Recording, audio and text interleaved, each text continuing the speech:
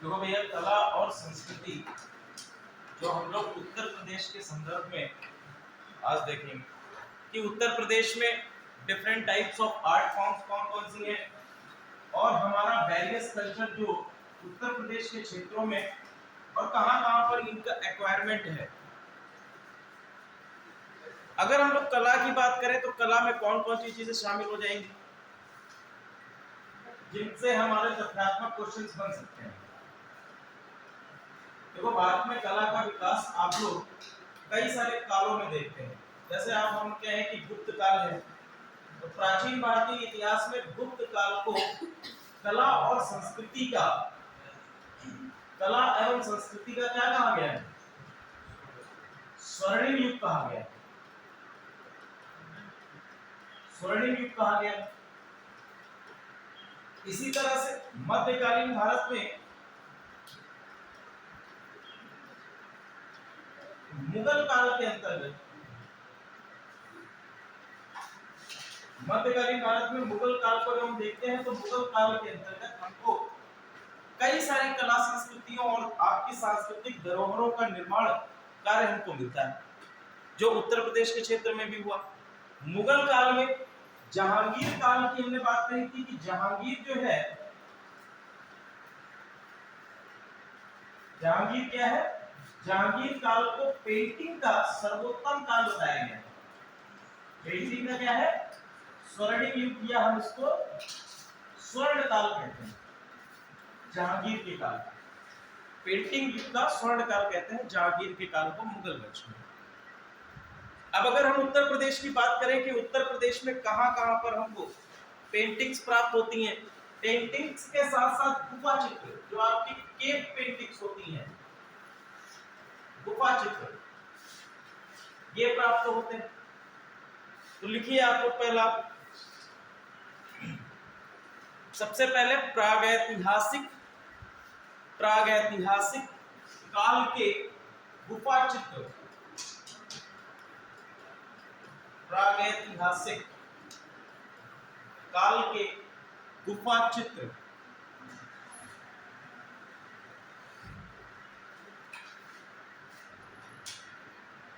नाम लिखिए, प्रागैतिहासिक काल के गुफा चित्र। इसमें कौन कौन सी जगह है, स्थान है? पहला उदा, सोनभद्र और चित्रकूट। सोनभद्र, चित्रकूट। उत्तर प्रदेश के ये 3 स्थान हैं जहां से हमें प्रागैतिहासिक काल के गुफा चित्र प्राप्त होते हैं। इन गुफा चित्रों में हम बात करें कि भैया इसमें क्या क्या वर्णित किया गया है इन गुफा चित्रों में। इसमें युद्ध, त्योहार, शिकार करते हुए, युद्ध, त्योहार, शिकार, सोनभद्र के आसपास का ही क्षेत्र होगा, नृत्य,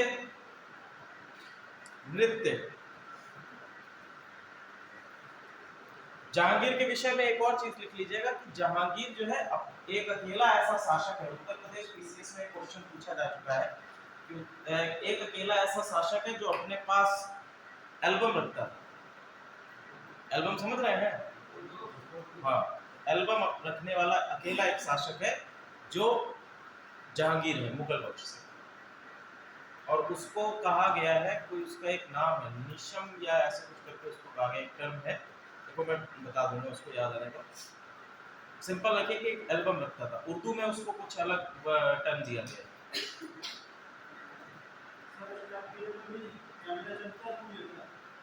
कैमरे से नहीं, चित्र बनवा कर और उसको एक पूरा एल्बम टाइप में बनाता था। फोटो नहीं होती थी, छाया चित्र नहीं होता था, वो पेंटिंग टाइप में बनवाता था, उसकी एल्बम बनाई जाती।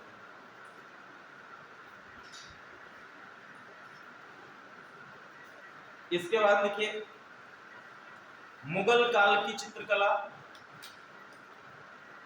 मुगल काल की चित्रकला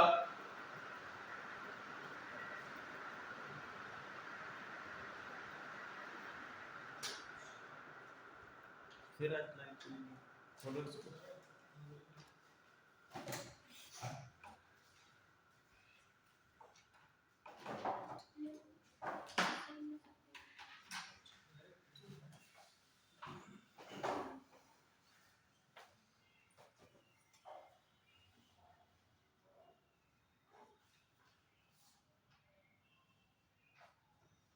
मुगल काल की चित्रकला के अंतर्गत जहांगीर को हम लोग बात करेंगे कि जहांगीर का काल स्वर्णिम काल है और जहांगीर की पेंटिंग्स ही हमको इंपॉर्टेंट रूप से मिलती हैं। मथुरा का केशव देव मंदिर, मथुरा का केशव देव मंदिर,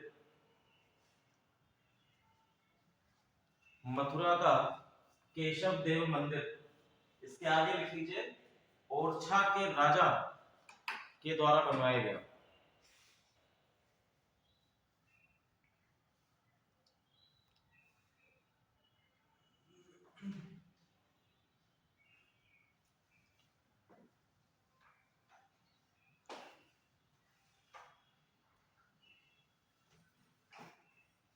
इसके आगे लिखो rock painting, rock painting in Uttar Pradesh, Uttar Pradesh में रॉक पेंटिंग। इसमें सबसे पहले लिखिए मिर्जापुर और सोनभद्र, मिर्जापुर और सोनभद्र।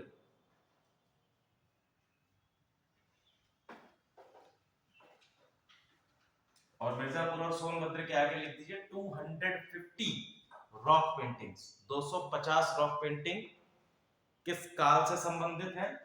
तो मध्य पाषाण काल एवं ताम्र,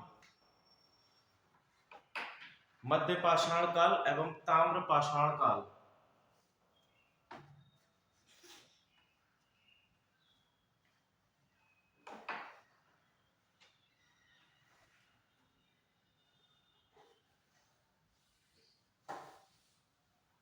फिर लिखिए कौवा खोह, कौवा खोह, कौवा खोह, कौवा फिर खोह। और कौवा खोह के आगे लिखिए उत्तर प्रदेश का सबसे बड़ा रॉक शेल्टर, उत्तर प्रदेश का सबसे बड़ा रॉक शेल्टर।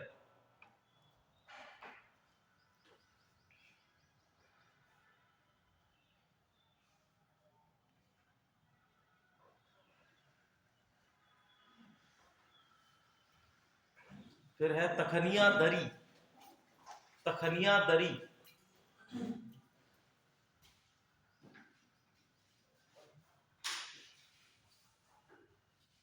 कौवा खो भी आपका मध्य पाषाण काल से है, इसमें लिख लीजिएगा कौवा खो जो उससे पहले लिखा था ये भी आपका मध्य पाषाण काल से। ये रॉक पेंटिंग्स के नाम हैं।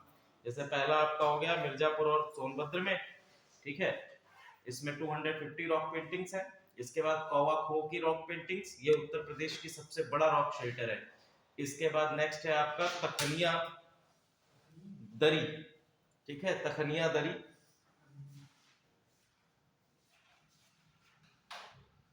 तखनिया दरी आपका प्रागैतिहासिक काल से संबंधित है और तरई नदी के, तरई नदी के तट पर स्थित है, यहीं पर तरई नदी भी।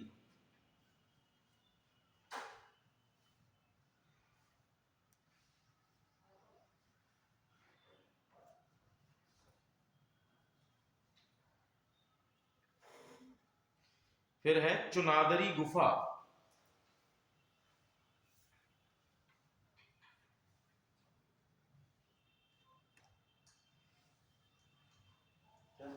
चुनादरी गुफा,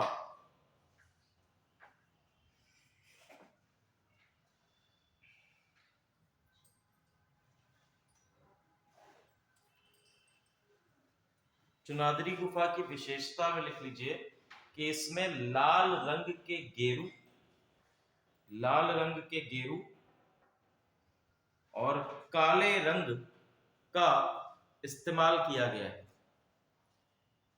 गेरू जो आप लोगों ने देखा है, ठीक है, तो लाल रंग के गेरू और काले रंग का इस्तेमाल किया गया है।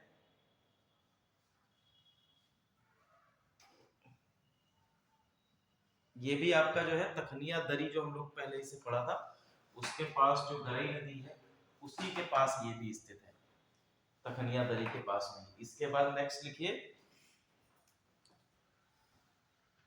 मुरहाना पहाड़। मुरहाना पहाड़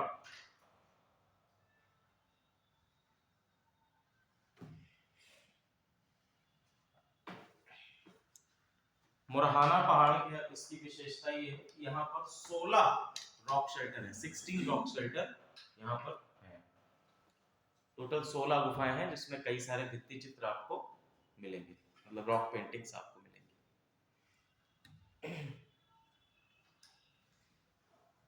ठीक है, इसके बाद डालिए धातु के बर्तन। धातु के बर्तन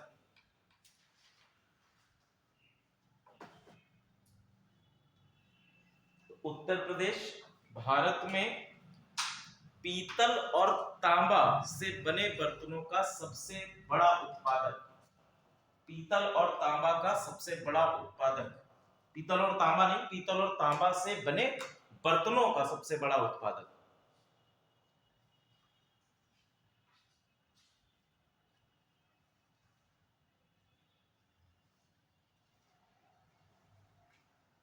ठीक है, और इसमें लिखिए तांबे के बर्तनों के उत्पादक जिले कौन कौन से हैं, डिस्ट्रिक्ट कौन कौन से हैं जो तांबे के बर्तनों के शीर्ष उत्पादक है। सबसे पहला है इटावा,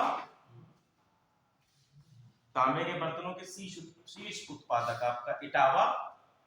इटावा के बाद वाराणसी और थर्ड नंबर पे आपका सीतापुर। इटावा, वाराणसी और सीतापुर, ये 3 जिले हैं जो शीर्ष पर है तांबे से बने बर्तनों के उत्पादन में। क्लियर है? इसी तरह से आपके पीतल के बर्तनों का सबसे बड़ा उत्पादक कौन सा है? मुरादाबाद। ठीक है, और मुरादाबाद धातु हस्तशिल्प, धातु हस्तशिल्प मतलब यहां जो कास्टिंग होती है वो आपकी मेटेलिक कास्टिंग कैसे हो रही है? हाथों से हो रही है, हस्तशिल्प से हो रही है। ठीक है, तो पीतल नगरी के नाम से भी फेमस है आपका मुरादाबाद। ठीक है, और क्यों फेमस है? क्योंकि यह है सबसे बड़ा उत्पादक है पीतल से बने बर्तनों का। क्लियर है? चलो फिर लिखिए मिट्टी के बर्तन। ये तो धातु के बर्तन हो गए, इसके बाद देखिए मिट्टी के बर्तन।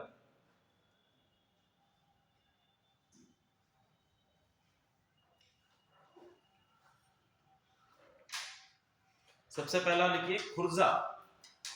खुर्जा,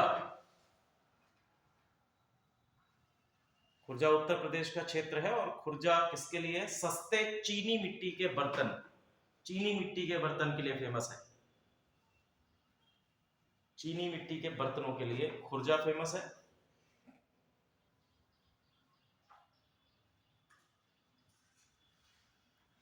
इसके बाद लिखिए मेरठ और हापुड़। मेरठ और हापुड़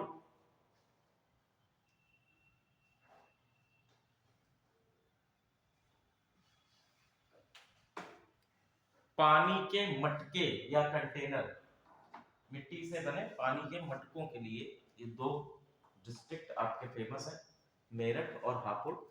एक दूसरे से लगे हुए। हापुड़ उत्तर प्रदेश का सबसे छोटा जिला।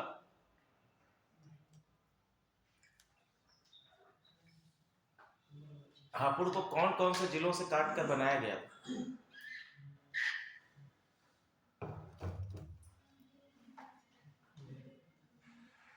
हापुड़ जो है नया जिला बनाया गया था, वो कौन कौन से जिलों को काट कर हिस्सा एक बनाया गया? नहीं, गाजियाबाद। देखो हापुड़ जो है वो मेरठ का कुछ पार्ट, मुरादाबाद और रामपुर का कुछ कुछ पार्ट काट के हापुड़ बना दिया गया।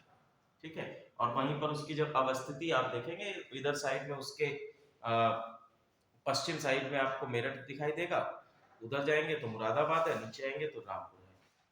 ठीक है, 3 जिलों के बीच में आपको हापुड़ मिल जाएगा। इसके बाद अगला है चिन्हट। चिन्हट, लखनऊ का क्षेत्र है चिन्हट। नीले और भूरे रंग के मिट्टी के बर्तन, नीले और भूरे रंग के मिट्टी के बर्तन। और चिन्हट के बाद लिखिएगा निजामाबाद, निजामाबाद।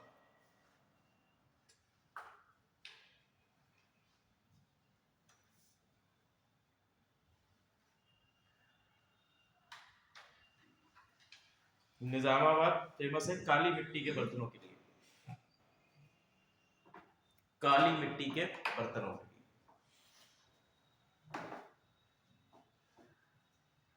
निजामाबाद के बर्तनों की एक ये खूबी रहती है कि इसको जब पकाया जाता है तो उसमें चावल की जो भूसी होती है, धान की जो भूसी होती है, धान की भूसी के साथ में इसको पकाया जाता है, जिससे जो कलर आता है उसका ब्लैकिश हमको दिखाई देता है। ठीक है, तो इनका जो निजामाबाद है यहाँ पर क्षेत्र के काली मिट्टी के बर्तन ये फेमस है। फिर लिखिए गोरखपुर, गोरखपुर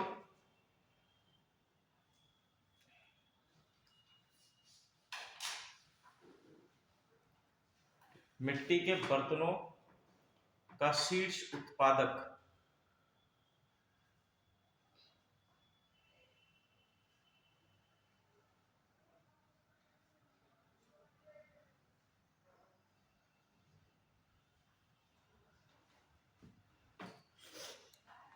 अगर हम बात करें उत्तर प्रदेश में मिट्टी के, या फिर हम कह सकते हैं मिट्टी के उत्पादक या मिट्टी के बर्तनों के उत्पादन की, तो इसमें जो एक पर्टिकुलर जाति इन्वॉल्व है, पर्टिकुलर जो आपका समुदाय इन्वॉल्व है, उनको हम क्या कहते हैं, कुम्हार कहते हैं। और इनकी परिकल्पना इस प्रकार की रहती है कि बेसिकली किस पर इनका निर्माण किया जाता है, चाक पर इनका निर्माण किया जाता है। और इस समुदाय की एक भ्रांति ये है कि जो आपका इनिशियल फेज होता है, शुरुआती चरण होता है जिसमें आप लोग मिट्टी के बर्तन को बनाते हैं, वो कार्य पुरुषों के द्वारा किया जाता है।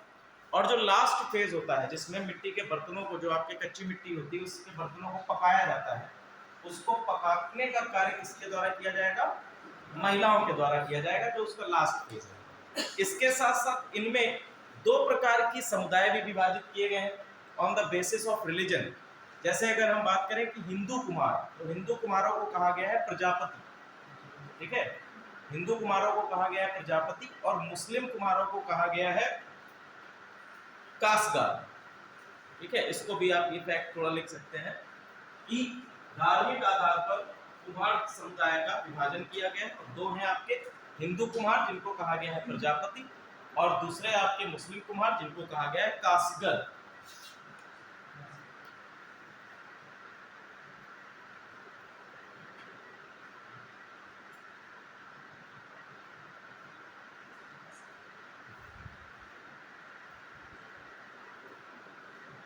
इसके बाद लिखिए आभूषण।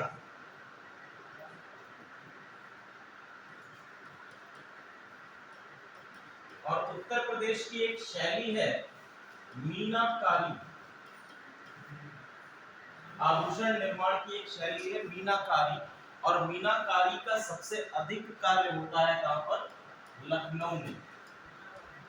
मीनाकारी का सबसे अधिक कार्य कहां पर हो रहा है, लखनऊ में। मीनाकारी समझ रहे हैं, जैसे हम लोग चिकनकारी जानते हैं कि चिकनकारी क्या है, कपड़े पर अलंकृत करना, या हम कह सकते हैं कपड़े पर डिफरेंट आपके छोटे छोटे जो सूती रेशमी जो आपका वस्त्र होता है उस पर आपका अलंकृत करना, उसी की तरह से मीनाकारी किसके लिए है, आभूषणों के लिए। क्लियर है। और कहां पर है, लखनऊ के क्षेत्र में।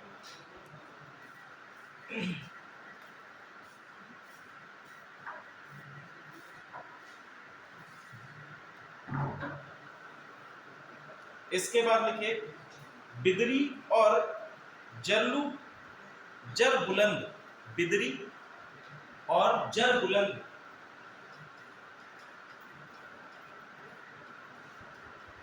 जर बुलंद, बिदरी और जर बुलंद ये भी आभूषणों की कारीगरी से संबंधित है, और ये किसके लिए है, चांदी के आभूषणों के लिए, चांदी के आभूषणों की कारीगरी।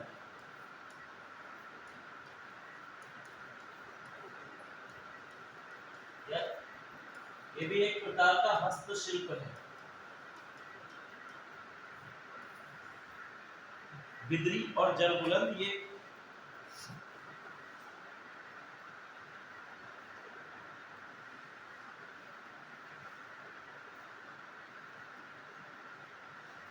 नेक्स्ट आ जाइए इत्र। इत्र, इत्र नगरी कन्नौज। सबसे ज्यादा उत्पादन इत्र का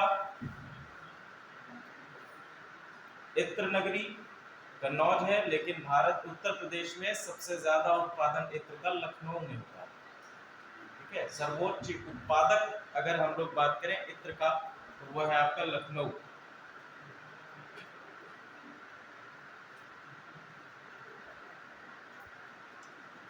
इसके बाद देखिए पर्यटन, और पर्यटन में लिखिए पर्यटन सर्किट। पर्यटन सर्किट, उत्तर प्रदेश में कुछ पर्यटन सर्किट बनाए गए हैं। सर्किट का मतलब बेसिकली क्या है कि एक क्षेत्र जिसको हम लोग सर्किट घोषित कर दिए। ठीक है, पर्यटन सर्किट में पहला लिखिए आगरा ब्रज सर्किट। फर्स्ट है आगरा ब्रज सर्किट। हाँ, आगरा ब्रज, ब्रज ब्रिज नहीं है, ब्रज। ब्रज है ना मथुरा के क्षेत्र का ब्रज। ब्रज, वृंदावन, मथुरा, आगरा ये सभी सर्किट के अंतर्गत आते हैं। इसमें नाम लिखवा दें कौन कौन से आ रहे हैं क्षेत्र। तो आगरा ब्रज सर्किट में लिखिए पहला है आगरा, मथुरा, वृंदावन, फतेहपुर सीकरी,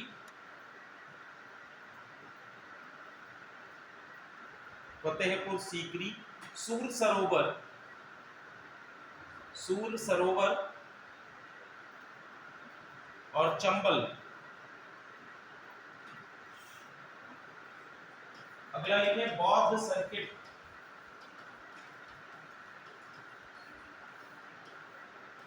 मुन्ना भाई वाला सर्किट नहीं, मुन्ना भाई एमबीबीएस वाला सर्किट। बौद्ध सर्किट में लिखिए कपिलवस्तु, कपिलवस्तु सारनाथ, कपिलवस्तु सारनाथ वाराणसी,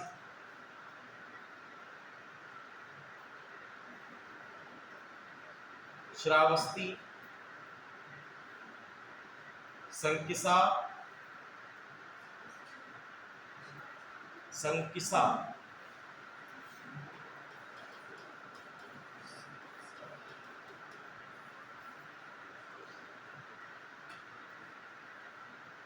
इटावा से पहले पड़ जाता है संकिसा। मैनपुरी जब आप लोग जाएंगे तो मैनपुरी के पास में ही एक क्षेत्र है, ये भी बौद्ध स्थल के तौर पर। संकिसा के बाद लिखिए कौशाम्बी, कौशाम्बी, कुशीनगर, कौशाम्बी, कुशीनगर। फिर लिखिए Bundelkhand circuit, Bundelkhand circuit.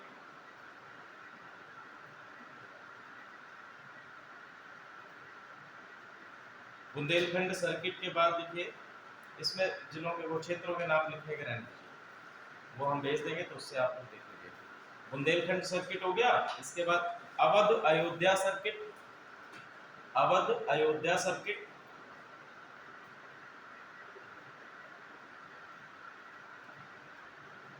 Varanasi Vindhyachal circuit,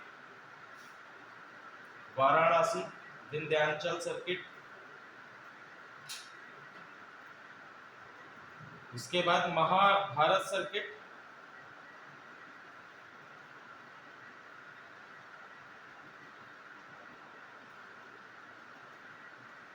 Mahabharat circuit.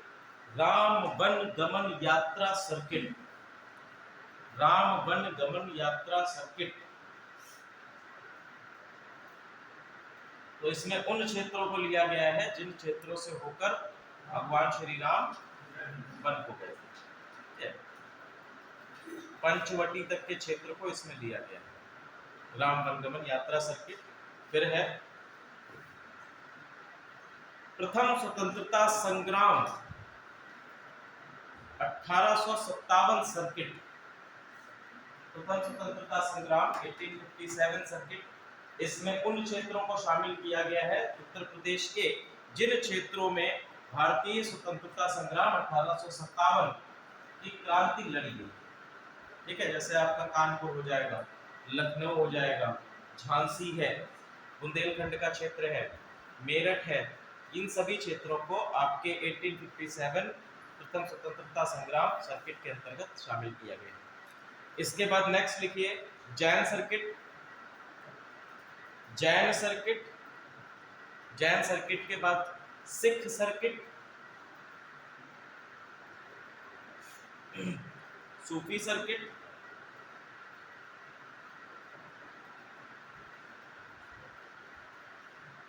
ईसाई सर्किट और हस्तशिल्प सर्किट।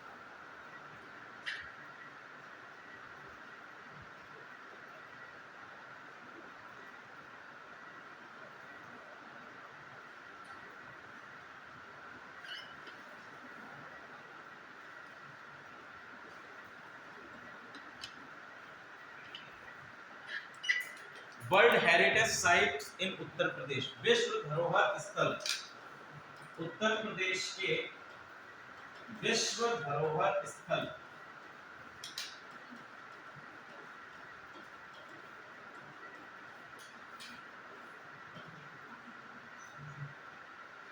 सबसे पहला है आपका आगरा का ताजमहल।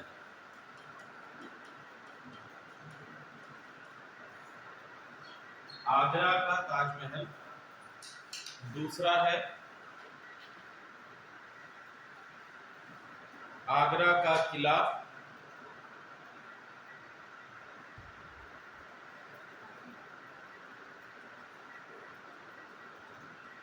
आगरा का किला। फतेहपुर सीकरी। फतेहपुर सीकरी। ताजमहल हो गया, किला हो गया और फतेहपुर सीकरी। और ये तीनों ही किससे संबंधित है? ये सभी मुगल काल से संबंधित है। मुगल काल, फतेहपुर सीकरी में बुलंद दरवाजा है। क्लियर है? चलो इसके बाद लिखिए वाराणसी। पहला आगरा में हो गया, फिर वाराणसी। और वाराणसी के पास में ही स्थित है सारनाथ।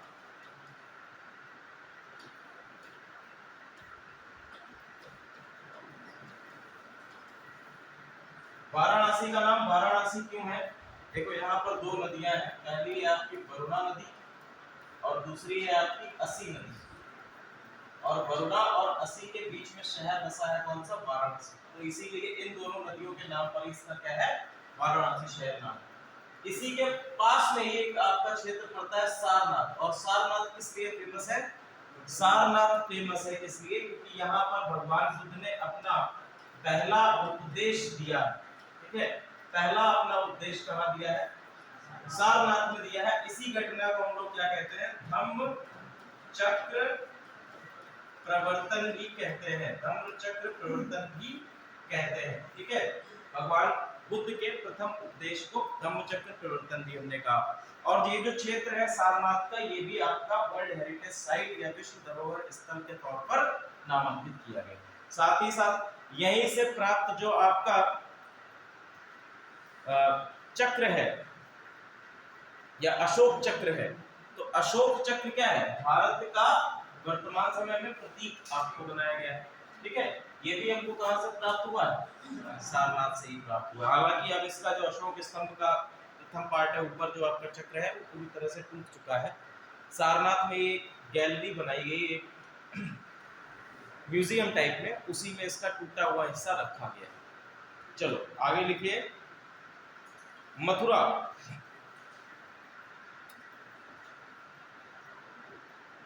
मथुरा, मथुरा भी आपका वर्ल्ड हेरिटेज साइट में है। और मथुरा में एक त्योहार है, मथुरा की होली।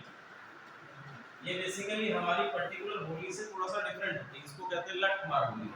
और इसको वैश्विक संस्कृति के तौर पर, इसको वैश्विक संस्कृति, जो मथुरा की होली है, इसको वैश्विक संस्कृति का दर्जा प्रदान किया गया है। फिर आ जाइए प्रयागराज।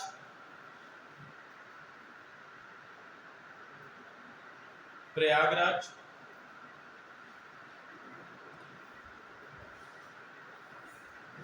माघ मेला उत्सव, माघ मेला उत्सव प्रयागराज में लिखिए माघ मेला उत्सव।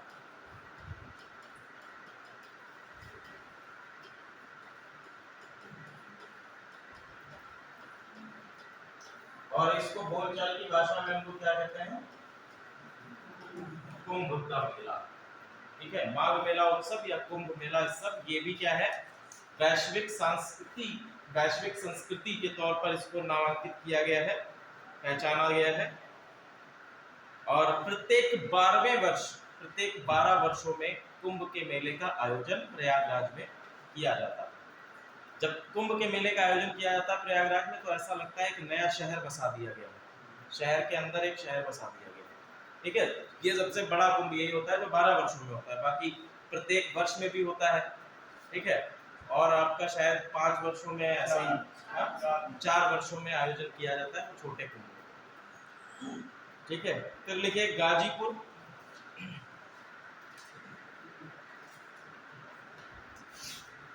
गाजीपुर में लॉर्ड कॉर्नवालिस का मकबरा, लॉर्ड कॉर्नवालिस का मकबरा।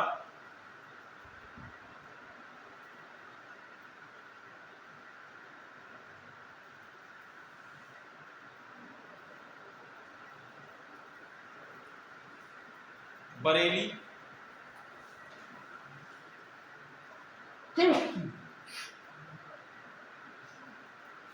नाथ नगरी, बरेली को नाथ नगरी कहा गया है। और क्यों कहा गया है, क्योंकि बरेली में टोटल 5 आपके नाथ मंदिर हैं, 5 आपके नाथ मंदिर हैं। इसके साथ साथ बरेली को झुमका सिटी,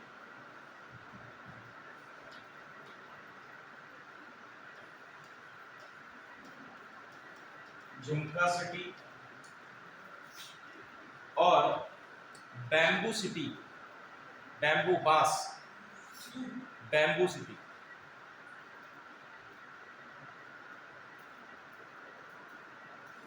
अब लिखिए उत्तर प्रदेश की जनजाति। इससे देखो ये बहुत ही इंपॉर्टेंट टॉपिक है, यहां से क्वेश्चन आपके पूछे जाते हैं। उत्तर प्रदेश की जनजाति, किस क्षेत्र में कौन सी जनजाति निवास करती है। ठीक है, उत्तर प्रदेश, ट्राइब्स ऑफ उत्तर प्रदेश। सबसे पहले लिखिए अगरिया जनजाति, अगरिया जनजाति, अगरिया जनजाति। क्षेत्र लिखिए मिर्जापुर, अगरिया मिर्जापुर।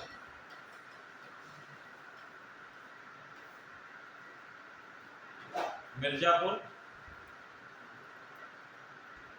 और भाषा छत्तीसगढ़ी, इन जनजातियों के द्वारा जो भाषा बोली जा रही है छत्तीसगढ़ी और अगरिया, जो इनकी जनजाति है उसी के नाम पर पहली है भाषा छत्तीसगढ़ी और दूसरी है आपकी अगरिया। भाषा आपको याद रहेगी क्योंकि इनकी जनजाति से रिलेटेड अगली है। अगली जनजाति लिखिए अहेरिया,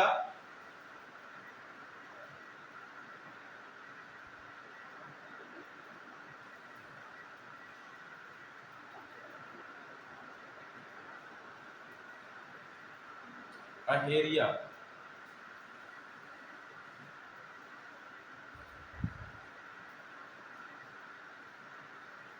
इसको देखिए किन किन नामों से उत्तर प्रदेश में जाना जा रहा है, कुछ नाम लिख लीजिए, उससे भी पूछा जा सकता है। पहला है आपका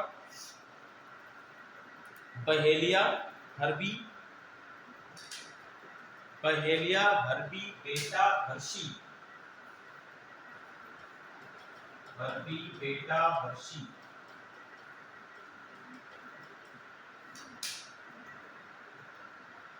बहेलिया।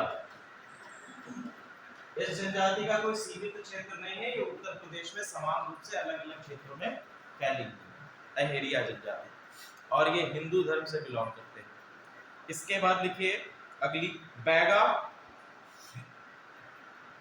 बैगा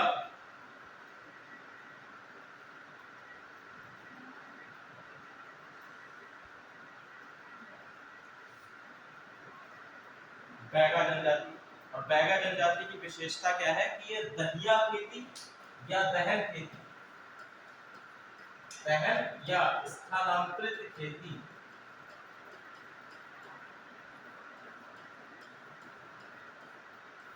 स्थानांतरित खेती में इन्वॉल्व है।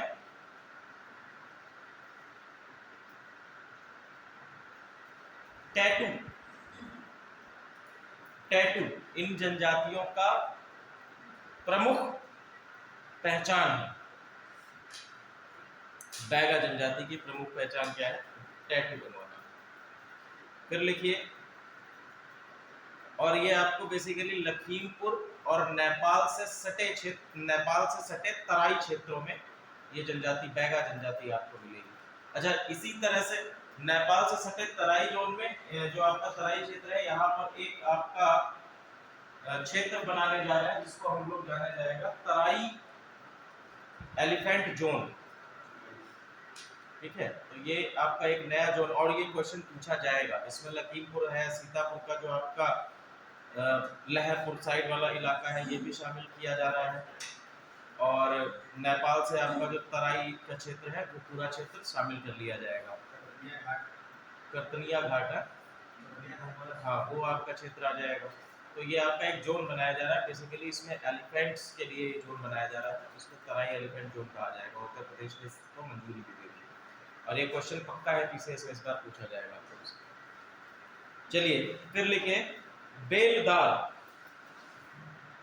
बेलदार ये पता है ना, स्थानांतरण कृषि और दहन कृषि आप लोगों को पता है? पता है, ठीक है। नहीं पता?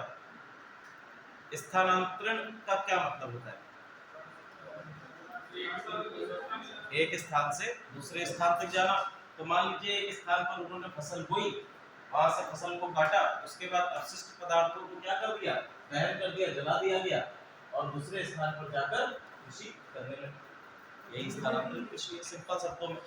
हाँ बताइए। झूम खेती भी कह सकते हैं, थोड़ा सा डिफरेंस आ जाता है झूम खेती और स्थानांतरित कृषि में। झूम खेती में मतलब केवल इतना होता है कि वहां पे दहन नहीं किया जाता, इसमें क्या है? दहन प्रक्रिया भी शामिल। आगे लिखिए, बेलदार जनजाति कहां कहां पर है? लखीमपुर, बाराबंकी, गोंडा, लखीमपुर, बाराबंकी, गोंडा, गोरखपुर, सीतापुर। बाराबंकी, गोंडा, गोरखपुर, सीतापुर बेलदार जनजाति।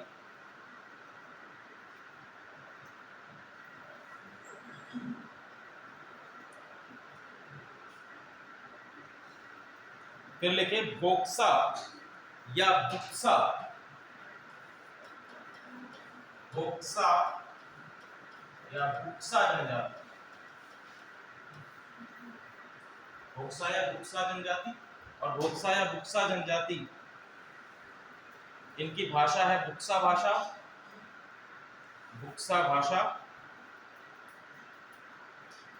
इनकी देवी का भी नाम लिख लीजिए, शाकुंभरी देवी।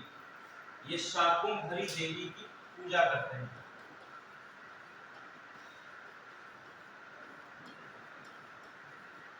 शाकुंभरी देवी की ये प्रार्थना करते हैं, पूजा करते हैं।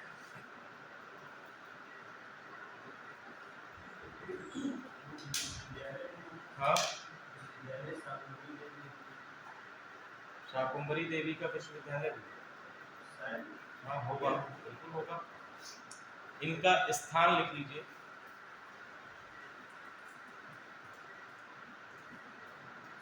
बरेली, रुद्रपुर। रुद्रपुर बेसिकली है आपका उत्तराखंड में, लेकिन पहाड़ी रीजन है, तो रुद्रपुर है, हल्द्वानी है। बरेली का क्षेत्र इधर नीचे आ जाएगा, तराई का जो क्षेत्र है यहाँ पर ये रहते हैं। और बुक्सा या भोक्सा जनजाति का मेन कार्य है माउंटेन क्लाइंबिंग। जिस प्रकार से आप लोग नेपाल जाएंगे तो नेपाल में क्या होते हैं? शेरपा, शेरपा होते हैं। शेरपा क्या होते हैं कि माउंटेन क्लाइंबिंग में हेल्प करते हैं। ठीक है, एक प्रकार से गाइड होते हैं माउंटेन क्लाइंबिंग के, तो उनको नाम दे दिया जाता है शेरपा का। इनका भी क्या है? यही व्यवसाय है, मुख्य व्यवसाय इनका यही है। वर्तमान समय में व्यवसाय बदल दिया है। ठीक है, इसके बाद लिखिए बिंद जनजाति। बिंद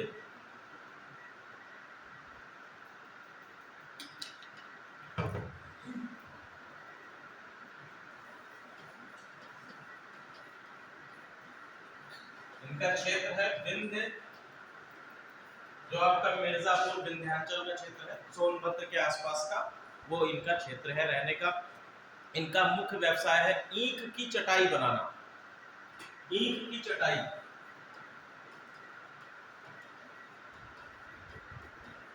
ईंख की चटाई बनाना। और दूसरा इनका भाषा की अगर बात करें तो अवधी भाषा, अवधी तथा भोजपुरी। और वर्तमान समय में उत्तर प्रदेश सरकार ने बिंद जनजाति को अन्य पिछड़ा वर्ग में शामिल किया।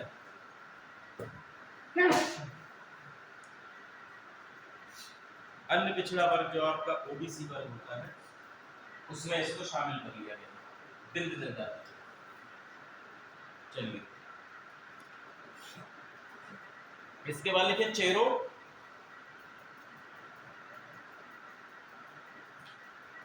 चेरो, चेरो में लिख लीजिए मुजफ्फरपुर इलाहाबाद। मुजफ्फरपुर इलाहाबाद। चेरो के बाद लिखिए घसिया। घसिया, और घसिया जनजाति को अनुसूचित जाति में अभी शामिल किया गया, अनुसूचित जाति का दर्जा दिया गया।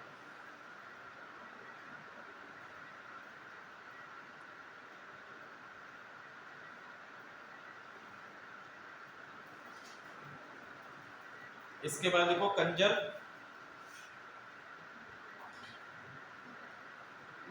कंजर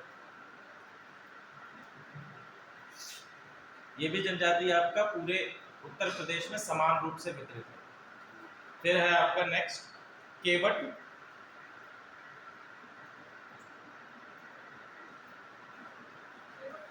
केवट जो नाविक होते हैं, केवट।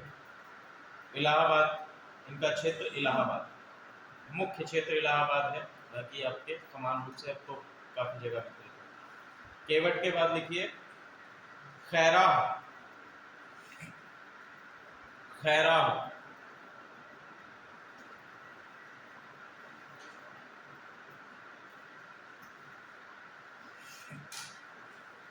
इसको भी अभी अनुसूचित जाति का दर्जा दिया गया है, एससी में इसको शामिल किया, शेड्यूल्ड कास्ट में।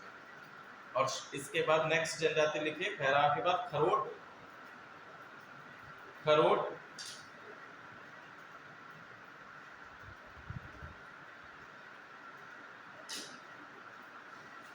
खरोट के बाद लिखिए कोल।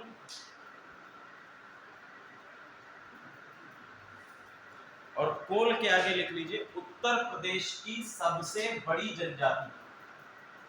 उत्तर प्रदेश की सबसे बड़ी जनजाति, या लिख लीजिए उत्तर प्रदेश की सर्वाधिक जनसंख्या वाली जनजाति, कोल। ठीक है। और कोल के बाद नेक्स्ट लिख लीजिए कोरबा। कोरबा, और कोरबा के आगे लिख लीजिएगा उत्तर प्रदेश की आर्थिक रूप से सबसे कमजोर जनजाति। कोरबा जनजाति उत्तर प्रदेश की सबसे गरीब जनजाति मानी जाती है।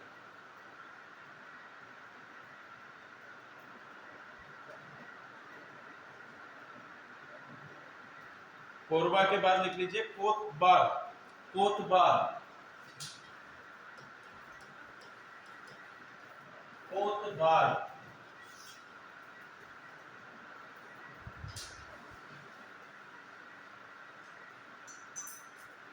कोतवार के बाद लिखिए पंक या पणिका। पंक या पणिका, डैश करके लिख लीजिए पंक या पणिका। मिर्जापुर और सोनभद्र है, पंखों के निर्माण से संबंधित है। हाथ वाले जो आपके पंखे होते हैं उनके निर्माण से संबंधित है, और इसीलिए इनका नाम भी क्या पड़ा है, पंख। या पणिका इनका नाम दिया गया है। इसके बाद है परहिया। परहिया, परहिया के बाद लिखिए पटारी। पटारी,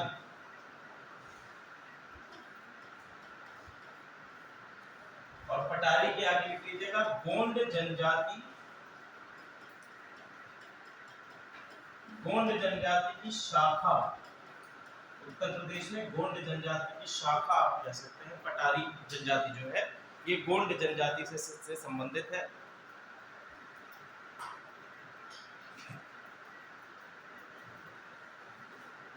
फिर है सहरिया जनजाति। सहरिया जनजाति मुख्य रूप से आपके राजस्थान से संबंधित है। ठीक है, सहरिया जो जनजाति है मुख्य रूप से आपके राजस्थान से संबंधित है। भारत में भी आपके आगरा का क्षेत्र है या फतेहपुर सीकरी का क्षेत्र है, इन क्षेत्रों में आपकी सहरिया जनजाति कुछ मात्रा में पाई जाती है। फिर लिखिए थारू जनजाति। थारू, और अंत में महागीर। थारू के बाद महागीर।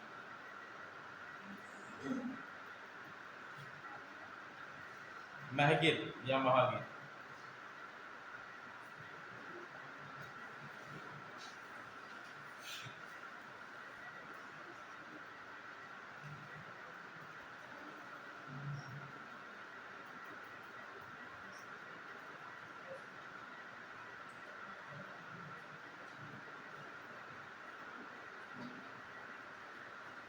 अगला टॉपिक डालो पीएम श्री योजना।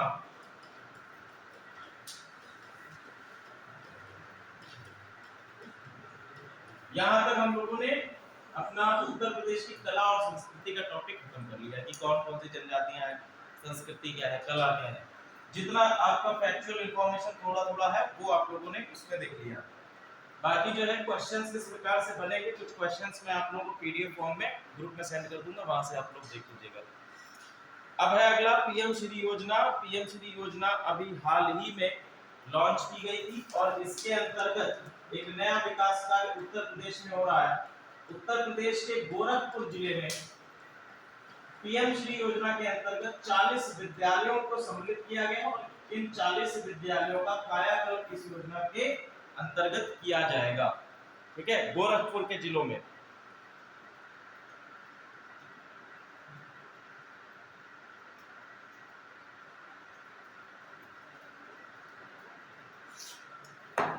पीएम श्री योजना को 2022 से 27 के मध्य कितने वर्षों के लिए? 5 वर्षों के लिए 2022 से 27 से 5 वर्षों के लिए लॉन्च किया गया है। पीएम श्री स्कूल योजना है। पीएम श्री या इसको पीएम श्री बोल सकते हैं, पीएम श्री स्कूल योजना। इसका टैग लाइन लिख लीजिए। इस योजना की टैग लाइन है school for rising India. School for rising India.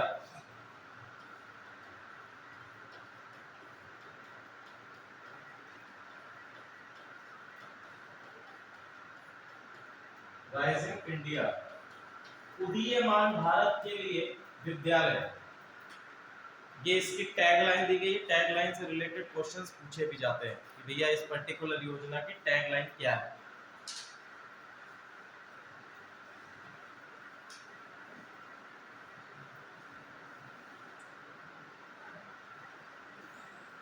चलो अगला हम लोग देखते हैं।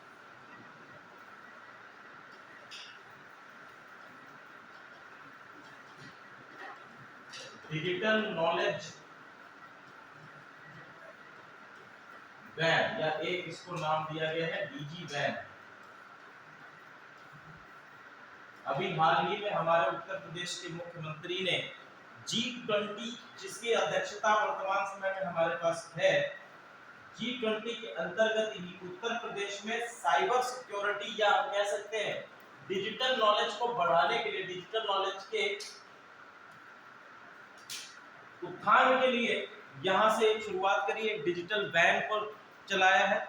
और इस डिजिटल वैन के अंतर्गत उत्तर प्रदेश ये क्या करेगी कि उत्तर प्रदेश के अलग अलग जिलों में जाएगी और वहां पर लोगों को डिजिटल या हम डिजिटलीकरण के बारे में बताएंगे और डिजिटलीकरण का जो आपका डिफरेंट एस्पेक्ट होती है उनके बारे में बताना। इसके अंतर्गत कौन कौन सी ऐसी एप्स हैं जिनकी जानकारी दी जाएगी, उनके नाम लिख लीजिए। पहला लिख लीजिए माई गांव, ये आपकी सेंट्रल गवर्नमेंट की कुछ पहल है डिजिटल भारत के क्षेत्र के, डिजिटल भारत के क्षेत्र में माई गांव। इसके बाद है digi locker. Digi locker, digi locker आप लोग जानते हैं, डिजी लॉकर पता है ना क्या होता है? किसने किसने बनाया है डिजी लॉकर? हाँ, नहीं बनाया? अच्छी चीज है। इससे क्या होता है कि जिस तरह से पहले हम लोग गूगल ड्राइव यूज करते थे, तो इसी प्रकार से भारत सरकार की पहल है डिजी लॉकर, जिसमें आपके सारे डॉक्यूमेंट्स रहते हैं। तो आप मान लीजिए कहीं पर जाते हैं, आप डॉक्यूमेंट्स नहीं भी ले गए, तो उसमें डरने की बात नहीं है। आप डायरेक्टली डिजी लॉकर के माध्यम से वेरीफाइड डॉक्यूमेंट्स डाउनलोड करके प्रिंट आउट करा सकते हैं, ठीक है।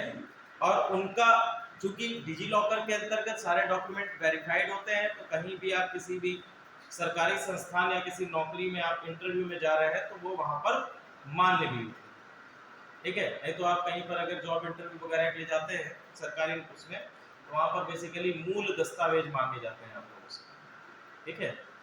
डिजी लॉकर के माध्यम से मूल दस्तावेजों की आवश्यकता नहीं पड़ती है। अगर आपके पास फोटोकॉपी है और डिजी लॉकर में आप दिखा सकते हैं तो वो आपके मान्य हो जाएंगे, ठीक है, क्लियर है। लेकिन फिर भी एक बार मैं आपसे कहता हूं कि जब भी आप लोग जाए, मेरे साथ एक खुद घटना हो चुकी है।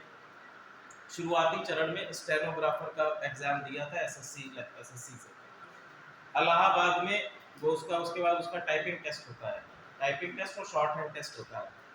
तो वहाँ पर जो आपका एडमिट कार्ड होता है, एडमिट कार्ड में एक छोटे से लिखा रहता है कि मूल दस्तावेज, मूल प्रतियां लानी है आपको।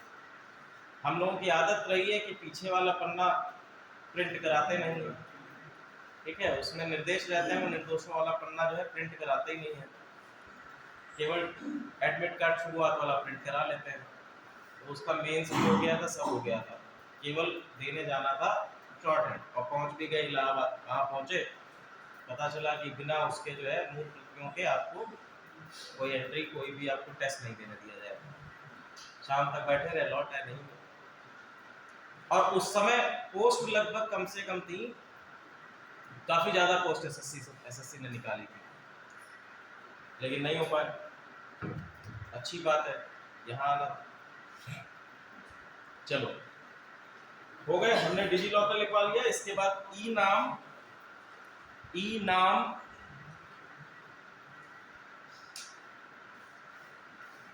GeM, GeM portal, GEM GeM, GeM portal.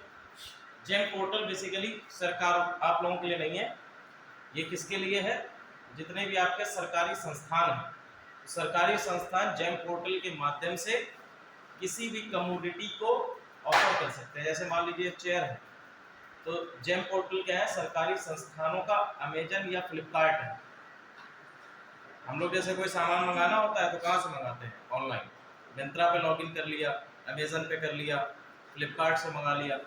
अगर कोई सरकारी संस्थान बैठा है, समाज कल्याण विभाग मान लीजिए है, उसको किसी कमोडिटी को मंगाना है, ये चेयर्स मंगानी है, कहाँ से मंगाएगा, तो वो क्या करते हैं, जेम पोर्टल पे जाते हैं। जेम पोर्टल पे जितनी भी कंपनियां हैं वो रजिस्टर्ड होती है, उसमें प्राइस आ जाता है कि भैया ये इस रेट में दे रहा है, ये इस रेट में दे रहा है, ये इस रेट में दे रहा है, जिस जहाँ से सस्ती मिलती है वहाँ से ऑर्डर लगा देते हैं, आ जाता है।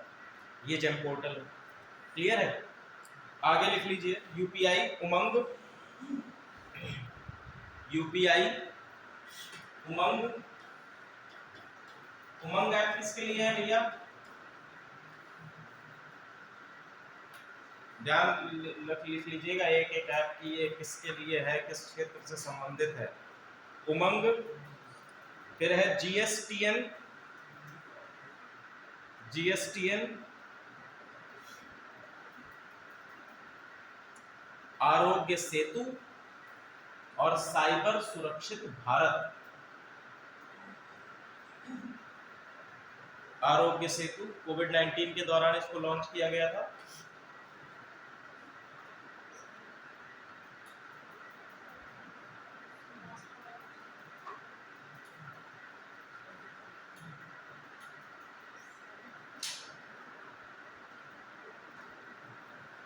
एक और योजना इसी के अंतर्गत है, स्वामी विवेकानंद युवा सशक्तिकरण योजना।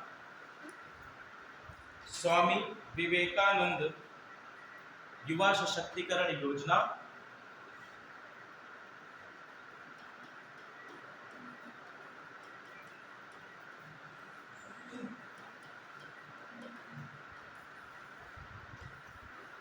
और इसी के अंतर्गत एक पोर्टल का लॉन्च किया गया है उत्तर प्रदेश सरकार के द्वारा, डिजी शक्ति पोर्टल।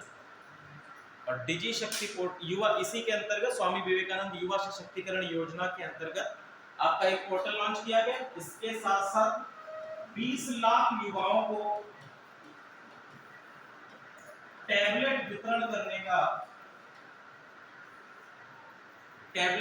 करने का भी खाका तैयार किया गया।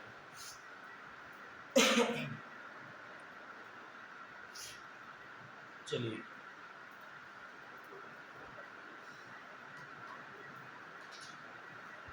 हाँ, एक ये भी लिख लीजिए, इलाहाबाद हाई कोर्ट के मुख्य न्यायाधीश कौन है?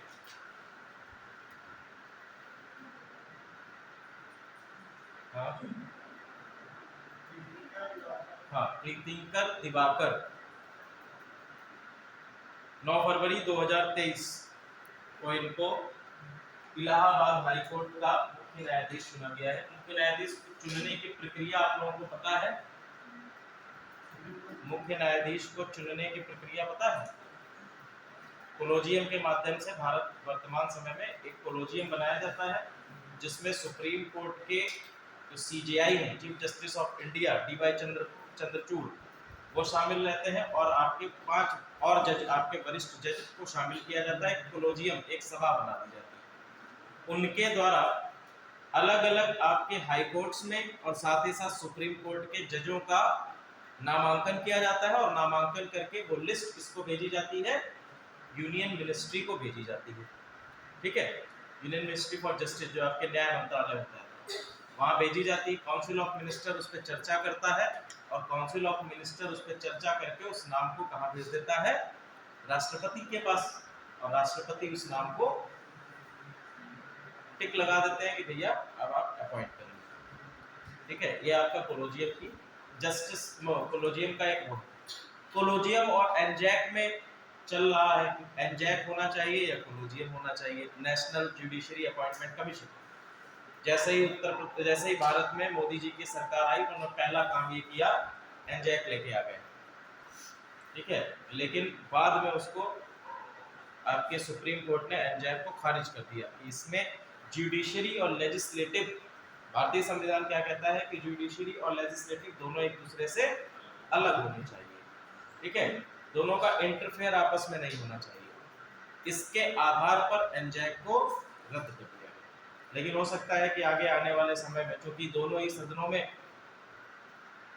बहुमत हासिल है, बहुमत शामिल, तो हम कह सकते हैं कि आने वाले समय में हो सकता है कि एनजैक में छोटी मोटी खामियों को दूर करके फिर से एक नया सिस्टम लाया जाए, क्योंकि कोलोजियम का सिस्टम पुराना भी हो चुका है और अब वर्तमान समय में इसको बदलने की आवश्यकता भी है। तो सर, इसमें देखिए बेसिकली है क्या कि जब भी कोई नाम कोलोजियम के द्वारा अनुशासित किया जाता है, किसी नाम को भेजा जाता है, तो वो नाम किसके पास जाता है? लेजिस्लेशन के पास जाता है। और लेजिस्लेशन क्या कर सकता है? उस नाम को होल्ड कर सकता है। लेजिस्लेशन के पास ये पावर है कि कोलोजियम के द्वारा भेजे गए, कोलोजियम अगर कोई नाम आपका देता है, उस नाम को होल्ड करने का, उसको अपॉइंटमेंट होल्ड करने का पावर रहता है लेजिस्लेशन के साथ। और लेजिस्लेशन ये भी कह सकता है कि हम इनकी अपॉइंटमेंट नहीं करेंगे, आप दूसरा नाम सजेस्ट करिए। तो यहां पर एक इंटरफेरेंस ये देखने को मिलता है कि अगर लेजिस्लेशन ये चाहे कि जो व्यक्ति उनके विचारों पर कार्य नहीं कर रहा है तो उसका अपॉइंटमेंट नहीं करेंगे, तो ये भी एक प्रकार से लेजिस्लेशन का जुडिशरी में हस्तक्षेप है। ठीक है, जो हमारी संविधान की परिकल्पना को उल्टा करता है। क्लियर है यहाँ तक? चलिए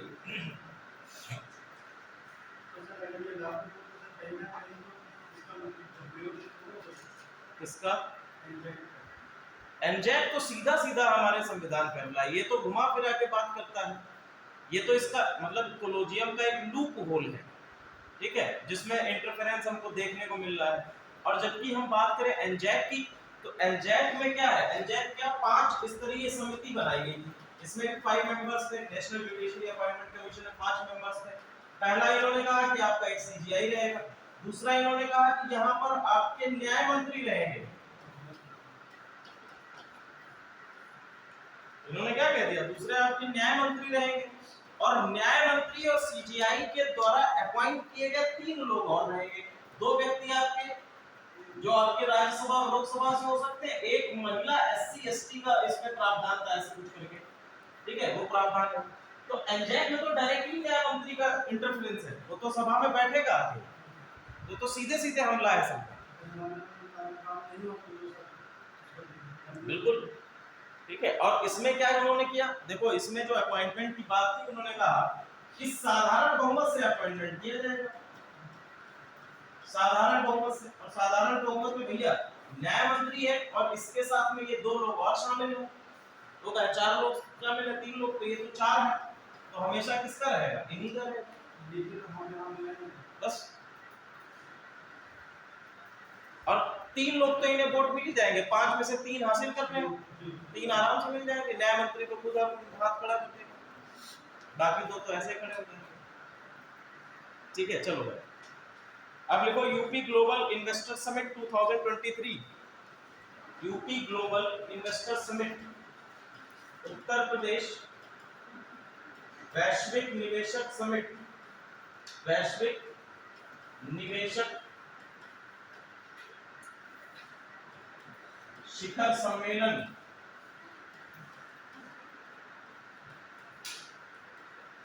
2023 अभी हाल ही में उत्तर प्रदेश में आयोजित किया गया, लखनऊ में।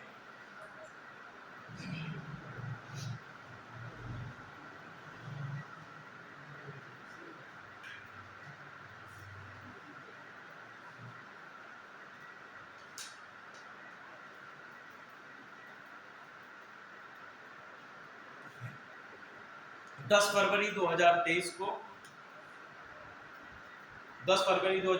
को लखनऊ में उत्तर प्रदेश वैश्विक निवेशक शिखर सम्मेलन का आयोजन किया गया, प्रधानमंत्री नरेंद्र मोदी जी के द्वारा इसका लोकार्पण किया गया। इस निवेशक समिट का मुख्य उद्देश्य क्या है, इस निवेशक समिट का मुख्य उद्देश्य अगर आपसे पूछा जाए कि भैया देखो कि ये आपसे योजना तो आ गई, कहां पर की गई, लखनऊ में किया गया इसको, ठीक है, लखनऊ में इसका आयोजन किया गया। दूसरा चीज अगर हम कहें कि मुख्य उद्देश्य क्या है, तो बेसिकली मुख्य उद्देश्य क्या है, निवेश को उत्तर प्रदेश में लाना, निवेश या जिसको हम लोग कहते हैं फॉरेन डायरेक्ट इन्वेस्टमेंट एफडीआई, ठीक है, एफडीआई भारत में आए, और खास करके उत्तर प्रदेश के अंतर्गत इसको लाने। अभी उत्तर प्रदेश में इससे पहले एक और आपका समिट लॉन्च किया गया था, समिट नहीं बेसिकली वो आपका मिलिट्री एक्सरसाइज के तौर पर था, क्या था भाई, डिफेंस एक्सपो, ठीक है, क्या था, डिफेंस एक्सपो या डेफ एक्सपो इसको नाम दिया गया था। तो डिफेंस एक्सपो के अंतर्गत क्या हुआ कि आपके अन्य विदेशी जो आपके हैं डिफरेंट कंट्रीज, उन्होंने अपने द्वारा बनाए गए अलग अलग हथियारों को, साथ ही साथ आपके डिफेंस से रिलेटेड सामग्री को यहाँ आकर डिस्प्ले किया, ठीक है। और जो आपके डिफरेंट कंपनीज हैं, प्राइवेट कंपनीज जो डिफेंस सेक्टर के प्रोग्राम्स या डिफेंस सेक्टर से जुड़े कमोडिटीज को बनाती हैं, उन्होंने भी अपने द्वारा बनाई गई कमोडिटीज को इस डिफेंस एक्सपो में डिस्प्ले किया। और भारत सरकार के डिफरेंट आपके जो अधिकारी पदाधिकारी हैं, वहां पर आकर उन डिस्प्लेड पार्टिकल्स को देखकर, कमोडिटीज को देखकर उनसे इनकी डील भी साइन हुई, एमओए भी साइन हुए। तो ऐसी चीजों में क्या है, ये तो आपका एक्सपोर्ट डिफेंस के लिए है कि भारत में जो आपके डिफरेंट डिफेंस कमोडिटीज हैं वो आ जाए। इसी तरह से उत्तर प्रदेश में निवेश को बढ़ाने के लिए, निवेश बढ़ेगा तो क्या बढ़ेगा, रोजगार बढ़ेगा, ठीक है। मुख्यमंत्री योगी आदित्यनाथ ने कहा कि भैया निवेश आएगा उत्तर प्रदेश में, तो उत्तर प्रदेश में रोजगार भी आएगा। ठीक है, इसके अंतर्गत बात करें कि कितना निवेश भारत उत्तर प्रदेश को मिला है, तो लिखिए 50,000 करोड़, 33,50,000 करोड़, 33,50,000 करोड़ का निवेश उत्तर प्रदेश को मिला है।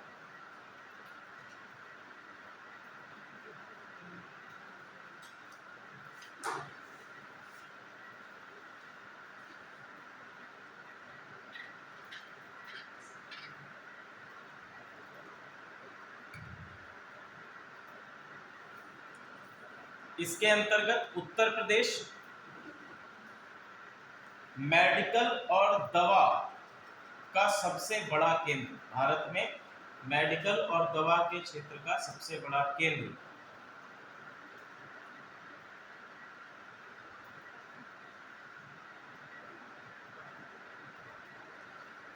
ठीक है। और इको टूरिज्म लिख लीजिए, इको टूरिज्म, इको टूरिज्म के MOU पर सिंगापुर के साथ, उत्तर प्रदेश और सिंगापुर के साथ एक MOU साइन हुआ है इको टूरिज्म को लेकर।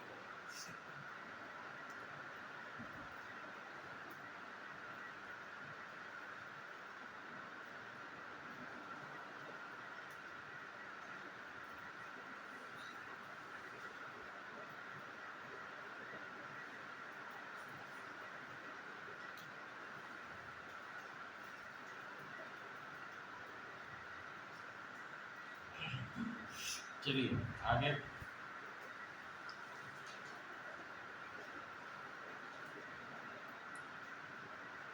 अगला लिखो IFFCO nano urea, IFFCO nano urea तरल संयंत्र, इफ्को नैनो यूरिया तरल संयंत्र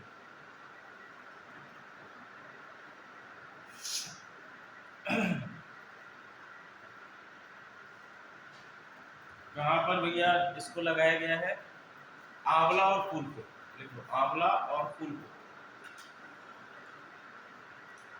उत्तर प्रदेश का ही क्षेत्र है। फिर लिखिए, अच्छा ये हमने बता दिया था PM मित्र योजना, बताया था PM मित्र, केवल इसमें इतना लिख लो PM मित्र योजना के अंतर्गत टेक्सटाइल पार्क, उत्तर प्रदेश में एक टेक्सटाइल पार्क बनाया जा रहा है।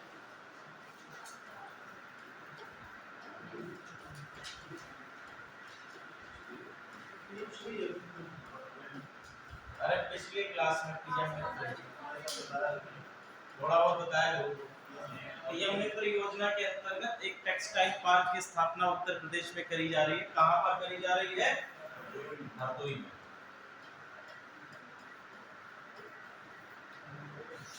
हरदोई में इसको स्थापित किया जा रहा है, याद रखिएगा ये क्वेश्चन बन ही सकता है।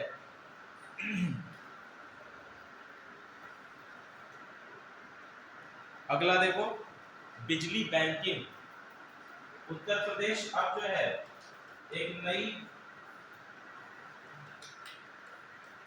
बिजली बैंकिंग, एक नई अवधारणा को अपनाने जा रहा है। सबसे पहले लाई गई थी राजस्थान, और उसके बाद मध्य प्रदेश ने भी इसको एक्वायर किया, और अब उत्तर प्रदेश बिजली बैंकिंग की अवधारणा को एक्वायर करने जा रहा है। बिजली बैंकिंग है क्या, समझने का प्रयास करिए, बहुत ही सिंपल है। देखो जब भी सर्दियों के दिन आ जाते हैं, उत्तर प्रदेश जो है बिजली उत्पादन में अग्रणी स्थान पर है, ठीक है, प्रथम स्थान पर तो शायद नहीं है, लेकिन हाँ अग्रणी आपका है। तो उत्तर प्रदेश में जब सर्दियों के दिन होते हैं तो बिजली की खपत क्या हो जाती है? कम हो जाती है। बिजली की खपत जब कम हो जाती है तो ऐसे में क्या करेगा उत्तर प्रदेश? अपने क्षेत्रों से सटे हुए राज्यों को बिजली प्रदान कर देगा। जैसे आपका जम्मू कश्मीर है, आपका उत्तराखंड है, दिल्ली का क्षेत्र है, इसके साथ साथ राजस्थान का क्षेत्र है, मध्य प्रदेश, जितने भी आपके अलग अलग क्षेत्र हैं, हिमाचल प्रदेश तक को भी ये बिजली क्या करेगा? दे देगा। जब गर्मियों के दिन आएंगे तो इनसे ये बिजली क्या करेगा? इन राज्यों से इस बिजली को वापस ले लेगा। ठीक है, यही अवधारणा किसकी है? बिजली बैंकिंग की अवधारणा। क्लियर है? चलिए,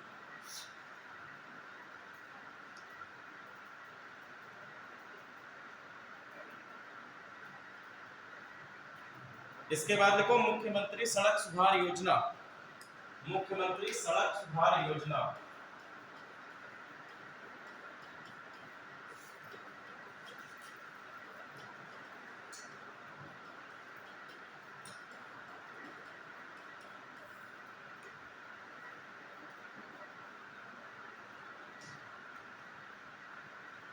19 फरवरी 2023 19 फरवरी 2023 को मुख्यमंत्री सड़क सुधार योजना के बारे में जानकारी मिलती है। इसको स्टार्ट किया जाएगा। इसके अंतर्गत देखिए क्या है, वित्त वर्ष 2023-24 में 1000 करोड़ इस योजना के लिए आवंटित कर दिए गए हैं।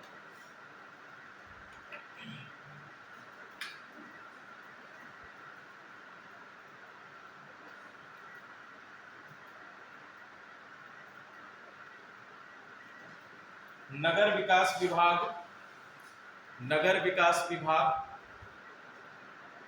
एवं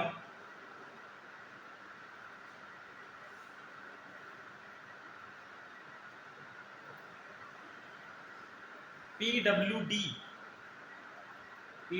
के द्वारा ग्रामीण क्षेत्रों एवं शहरी क्षेत्रों में सड़कों का पूर्ण गड्ढा मुक्त करना इस योजना का प्रमुख उद्देश्य है।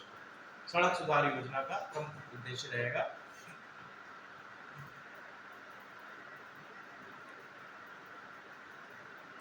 ठीक है, अगला लिखिए पूर्वांचल की शान 2023। पूर्वांचल की शान 2023।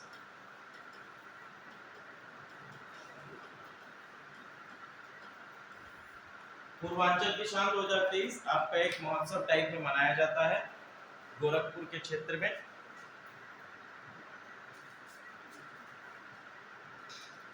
इसके अंतर्गत देखो क्या है भैया, पूर्वांचल की शान के अंतर्गत कुछ लोगों को सम्मानित किया गया है, कुछ अवार्ड्स दिए गए। ठीक है, कौन कौन से लोग हैं जिनको पूर्वांचल की शान के अंतर्गत अवार्ड्स दिए गए हैं? पहला लिख लीजिए, वाराणसी से राम मोहन पाठक।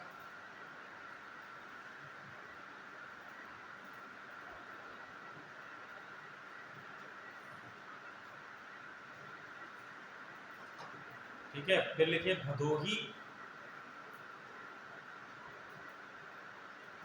के कालीन निर्यातक के तौर पर, कालीन के एक्सपोर्टर हैं इम्तियाज अंसारी।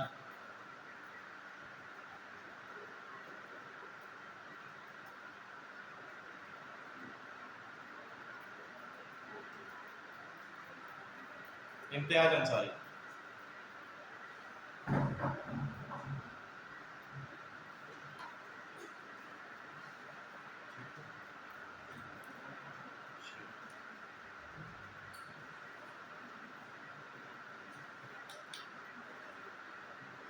दो चीज और है, इसको हम बता देंगे। एक और लिख लीजिएगा कि उत्तर प्रदेश में एक नई फिल्म नीति लागू होने जा रही है। उत्तर प्रदेश में नई फिल्म नीति 2023, जिसमें वेब सीरीज बनाने पर ये सारी चीजों में छूट प्रदान की जाएगी। और इसके साथ साथ अभी जो आपका शिक्षा विभाग है, उत्तर प्रदेश का शिक्षा विभाग है, इन्होंने क्या किया है कि स्कूलों के जो नॉर्म्स होते हैं, आपको अगर कोई स्कूल बनाना है, सेटअप करना है, तो उनके कुछ नॉर्म्स होते हैं। जैसे आपका भवन का आकार कितना होना चाहिए, तो पहले ये 650 वर्ग मीटर था कि आपका कम से कम भवन का आकार 650 वर्ग मीटर तक होना चाहिए। तो उसको भी उत्तर प्रदेश ने बढ़ाकर 3000 वर्ग मीटर कर दिया है। इसके साथ साथ आपको स्कूल में एक स्मार्ट क्लासरूम, एक कंप्यूटर लैब स्थापित करनी होगी कि जिसमें कम से कम मिनिमम आपके 25 कंप्यूटर्स होने चाहिए। उस क्लास में मिनिमम 25 कंप्यूटर्स होने चाहिए। साथ ही साथ जो आपका फीस है, जो आपका रजिस्ट्रेशन चार्जेस है, पहले शायद 6000 या 5000 रुपए था, अभी उसको बढ़ाकर कर दिया गया है 1.5 लाख। ठीक है, कि आपको अगर स्कूल कोई बनाना है, उसका रजिस्ट्रेशन कराना है तो आपको 1.5 लाख रुपए सबमिट करने पड़ेंगे। ठीक है, और नई शिक्षा नीति के अंतर्गत, नई शिक्षा नीति में चूंकि डिजिटल शिक्षा को और बढ़ावा देने के लिए कहा गया है, तो स्कूलों को पूर्ण रूप से डिजिटलाइज करने की अवधारणा भी इसमें सम्मिलित है। अगर आपका इन नॉर्म्स पर स्कूल खरा नहीं उतरता है तो स्कूल को मान्यता नहीं दी जाएगी। ठीक है, 650 वर्ग मीटर से बढ़ाकर 3000 वर्ग मीटर का कर दिया गया है। ये आपका भवन का आकार रहेगा। लैब होनी चाहिए और लैब में 25 कंप्यूटर्स एटलीस्ट होने ही चाहिए। ठीक है, ब्रेक ले लीजिए 10-15 मिनट का, उसके बाद हम लोग शुरू करते हैं इंटरपर्सनल स्किल्स और कम्युनिकेशन।